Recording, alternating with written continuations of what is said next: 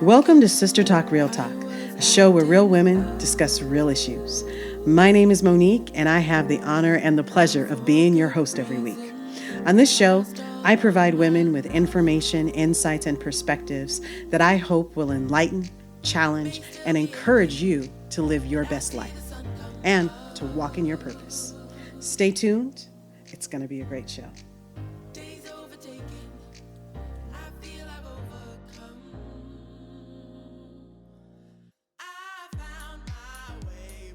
Hello, and thank you for joining me today.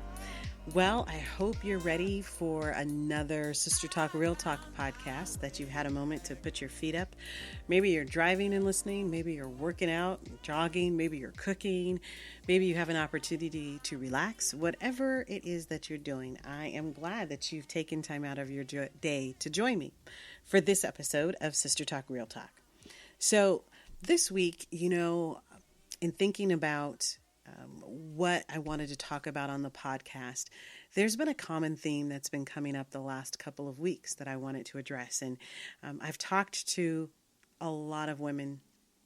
I'd probably say in the last couple of weeks, at least I've heard the same theme from at least 20 different women personally. And not just, kind of reading online, but personal conversations where women have said, I've lost my voice.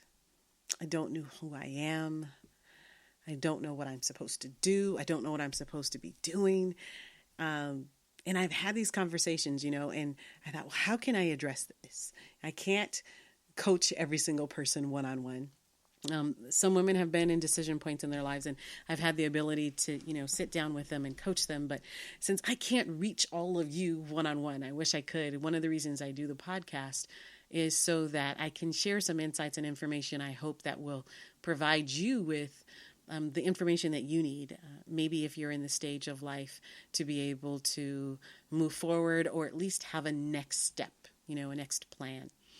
So, I was talking to one of my very best friends, and she'll know who she is when she was listening to this. And, we live on opposite sides of the country, literally. She's on the East Coast and I'm on the West Coast. And we don't get to talk as often as we'd like, and we see each other even less frequently. And she is this amazing, intelligent, smart, caring, loving, beautiful woman. She's raised her two daughters. She works. She does amazing things in the community and outreach. And she's an extremely strong woman. But one of the things she said to me, she said, I've lost my voice, Monique. She said, I don't know who I am. I've forgotten who I am. I've lost it. In the midst of doing this everyday life thing and surviving and the battles I've had to fight with, life and with things that I've lost it. For some reason, I'm trying to find me again. And maybe you're at that stage in life. Maybe you're trying to find yourself again. Maybe you're at a stage where you're just trying to discover who you are. Whether you're, graduating high school and going off to college, or you're in high school or getting ready to start, or you're an empty nester and you're entering a different phase in your life. We as women go through different phases. But that question, and I think people in general, men do as well, but that question pops up. Who am I? What am I supposed to do now? What do I do next? Sometimes I have found that when I get that job that I wanted and I've been in it for a while, or I've accomplished that goal, there's a sense of accomplishment while we're doing it or achieving it. But then there seems to almost be a little bit after a while. It's like, I've conquered that. What next? Or maybe you felt like you've been stuck for a little while. Maybe you feel like you've been in a place where you haven't been able to quite find you, and you've just been going through the motions. I talk about several different paradigms, and you'll hear me over the course of the podcast kind of repeat this, is that, there are different types of living, right? We go through these everyday lives. Some people are in what I call survival mode. They're just fighting to survive, to go to work, to pay the bills, to take care of the family. And they're really just trying to tread water. There are other people that I would say that are probably in even a more challenging condition, which is the existing mode. The passion in your life has gone out. You feel like every day is pretty much like kind of every other day. And you just feel like, what is it I'm supposed to do? It just, it just feels like that. And it's frustrating and it's challenging and you feel like you want to do more. It broke my heart to hear my best friend say, I've lost my voice. I don't know who I am. But at the same time, and my heart breaking to hear her say that, I was also extremely excited. And the reason why I was so excited is because she's gotten to a point where she finally recognized that she has been in a state where she was just existing or surviving, kind of somewhere in that paradigm. And that question that starts popping up, or being able to at least say, I've lost my voice, I've forgotten who I am, means that internally, emotionally, you're at a place where you want more and you realize that there is more. So it's saddening to hear that she lost it, but at the same time, it's exciting because she's at a point where she has recognized she now wants something more. She wants her voice back, or a new voice. Maybe it's, going to be a whole new her. I have a feeling it's going to be some of the adventures that she goes on. But in talking to her, one of the things, and in talking to several women, like I said, at least in the course of the last 2-3 weeks, at least 20 or so different women, I've heard the same theme. I don't know what I'm supposed to do. I'm a mom and I work and I do this, or I'm not a mom and I'm single, or I don't care what stage of life these women have been. Like I said, they have been young women that are venturing on to new quests and coming out of high school and getting ready to go into college, and women that are in their 20s or 30s or 40s or 50s and beyond. There seems to be kind of a common theme right now where people are looking to find themselves. And I wanted to talk to you about something that helped me. I've been in that stage of life where I thought life was going to go a certain way, and it took a U-turn. I mean, a really challenging and ugly U-turn where I felt like I lost myself. I felt like I lost who I was, what I was here to do. I lost the vision. I lost sight of myself. And when I did, I was fortunate and blessed enough to have some pretty amazing friends and family that kept reminding me who I am. And I'm so grateful for that. But there's some work that I had to do because I realized there were some things in me that I had pushed down maybe and put to the side in the course of life, that surviving, that existing. Sometimes we go through different phases and then we end up looking up and we're like, how did we get here? Have you ever kind of been in a place, or, you know how you're in the mall, ladies, and maybe it's a mall that you've never been to before, and or maybe it's one that you've been to but you haven't been in this one section, and you're walking around and you think you know where that store is, or worse, the store that you've always gone to that was in one place decided to change locations, but they did not send you the memo. I don't know how many of you have been there, but I have. And you walk around and you realize, gosh, I don't know where I am. How did I get here? I didn't intend to get here. I think we find ourselves like that sometimes. I've been in that place many times in my life. And I wanted to share with you today some things to do, or actually it's one key thing that really was able to help me. So during this time, I started reading this book called I Know I'm in There Somewhere. I'll say that again. I Know I'm in There Somewhere, by Dr. Helene G. Brenner, and that's Brenner with a B as in boy. She's a PhD, and it's an interesting title to the book. I Know I'm in There Somewhere, and I was a little resistant. I'm like, I don't know if I really want to read it. But I can tell you it was very helpful. One of the things that she does in the book is she has you do what, instead of exercises, she calls them inner sizes. And this is a book I really recommend for ladies just to pick up and read. And I'll put this on the blogcast on the podcast and on the blog post so that you can actually see the information about the book. But I do recommend it. But there's something that she does that's really profound in this book.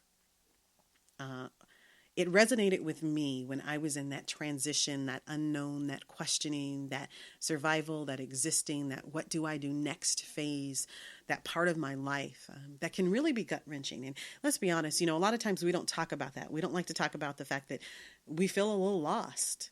It takes a really close friend and confidant or counselor or coach to be able to talk about that, because again, we as women want to be that superwoman, that have those superpowers where we can do everything and bring home the bacon and fry it up in the pan and never let you forget you're a man and all that stuff. If if you're as old as I am, you know where that line came from. It's an old ad, but we don't want to admit that because we feel like we're supposed to be the ones that we have all the answers. People come to us and look for us for insight and wisdom. Girlfriends and colleagues and spouses and boyfriends and children and sisters and cousins. And sometimes it begins to turn, and even our own mothers start looking to us for advice. So where do we go when we feel lost? What do we do? So I thought maybe this would be a little bit helpful. In one of the chapters of her book, of Dr. Brenner's book, the book again is I Know I'm in There Somewhere. She does that exercise, which is an exercise. I thought that was really cute what she did. And she talks about understanding what you need. She talks in depth about, kind of like your inside voice and the outside voices and things that tell you no. But what I really want to get into is an exercise that I did and be really open and vulnerable and read to you something that I did that has been my mantra when I feel like I'm starting to lose me.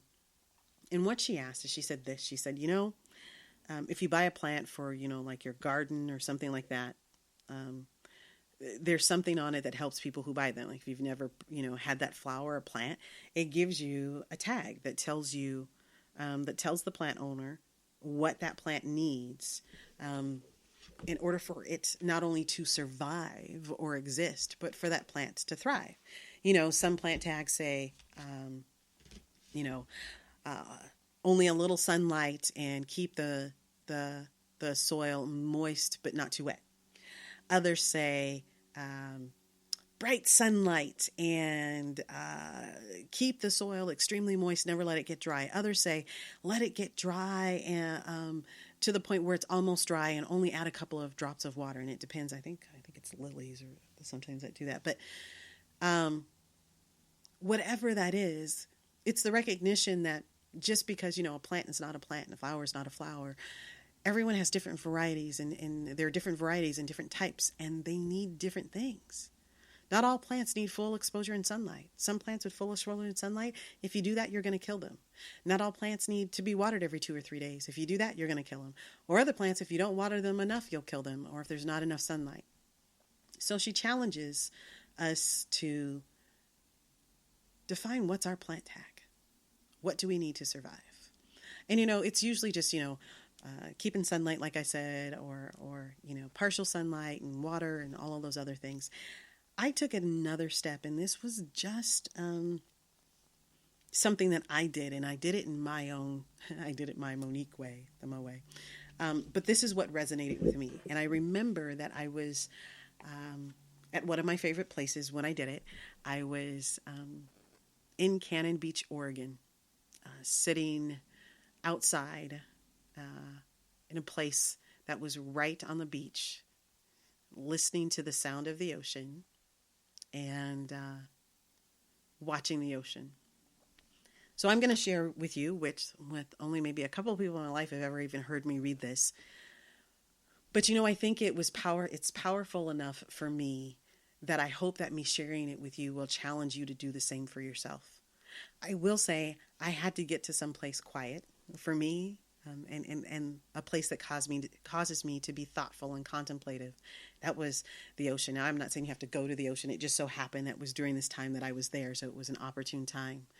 But I do recommend that you get someplace quiet to be able to do this, to be able to really listen to yourself and be honest. So here it goes. This is going to be one of the most kind of vulnerable places or things that you'll ever hear me share on the show, because this is what makes Monique tick. This is what I need to survive. Here we go. Monique's plant tag. Handle with care. Leaves are fragile and will fall off with rough handling. This plant will bloom beautiful purple and pink flowers when it gets regular doses of sunshine, hugs, and love from family and friends, and time alone to reflect and recharge. Time to dance, time to play, time to pray, and time to embrace her inner child. She needs time to celebrate her womanhood with her girlfriends, a safe and trustworthy man in her life, and to celebrate her heart. She needs time and a platform for her voice to be heard and to impact people's lives and to create positive change. She needs music. You'll see the leaves slightly sway to the beat of her fantastic songs or her favorite songs. In order for her to grow, she needs deep roots, and the right soil for that to happen requires a pH balance of love, respect, connection with people, intellectual stimulation, the stimuli to cause both her brain and her heart to grow, and lots of love. She also needs to change her environment on a regular basis. Travel is essential in order for her to breathe in new air and experience in different places. A minimum of 3 exotic location exposures for no less than 7 days per year is required.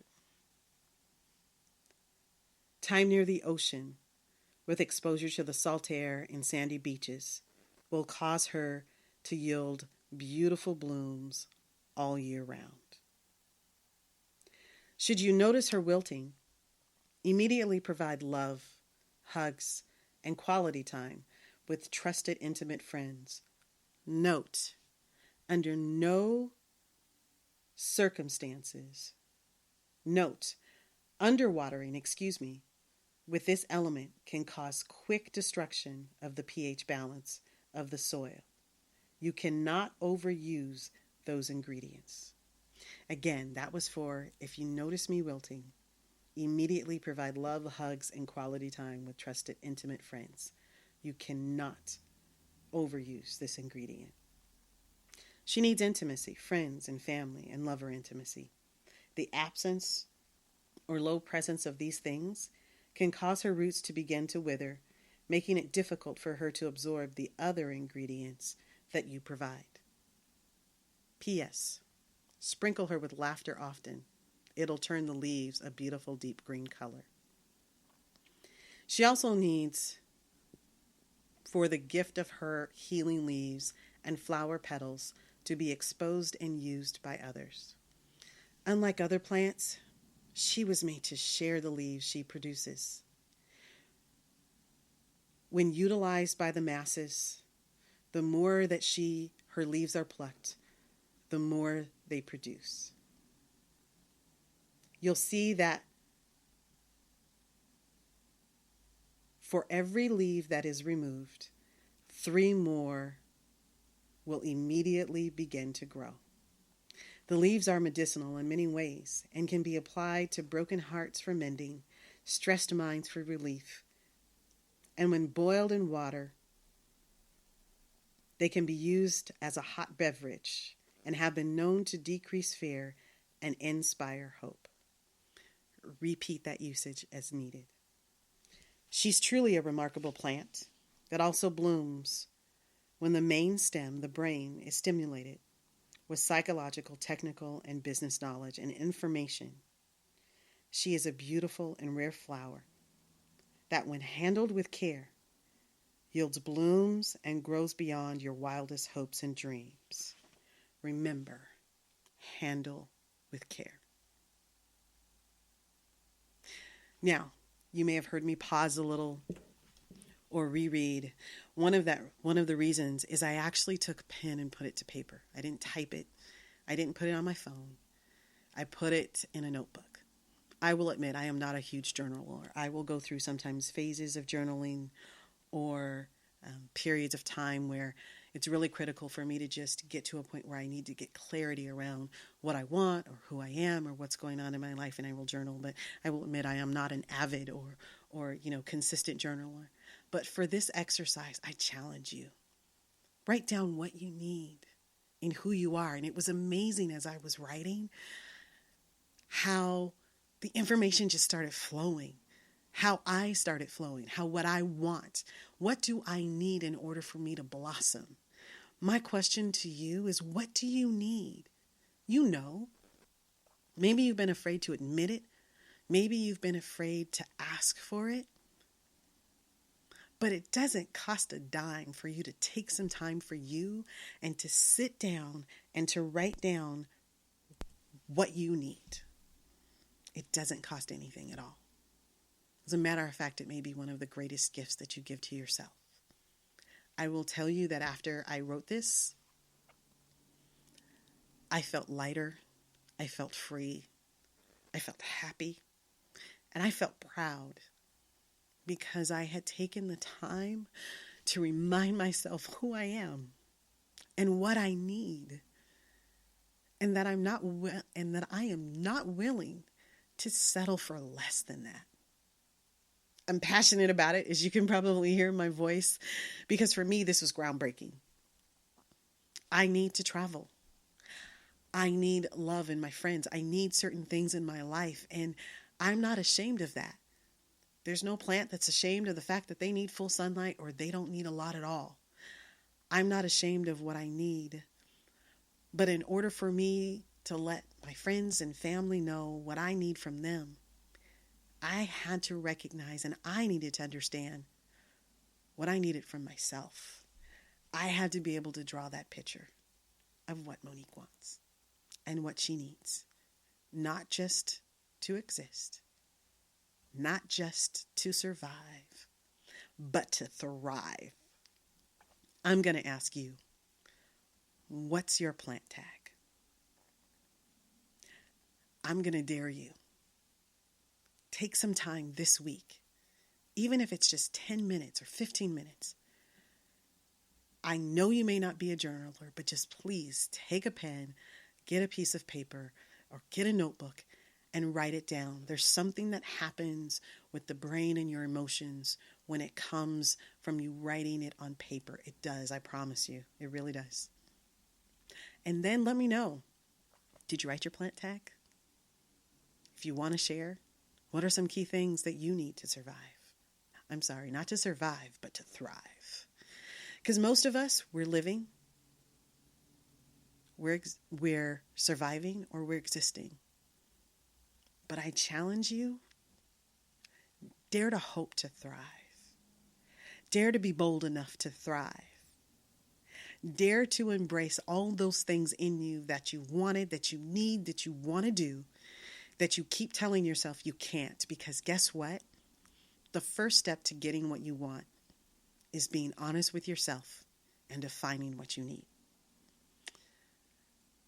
So, what's your plant tag? What is it that you, insert your name here, needs in order to thrive?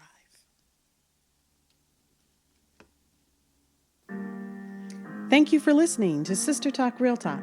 I hope that today's show has informed, enlightened, encouraged, or challenged you. We're always on doing this thing called life with you throughout the week. You can catch us on Facebook and on Instagram at Sister Talk Real Talk, and on Twitter at Sister Talk for Real. That's Sister Talk, the number 4, real. Let's continue the conversation throughout the week.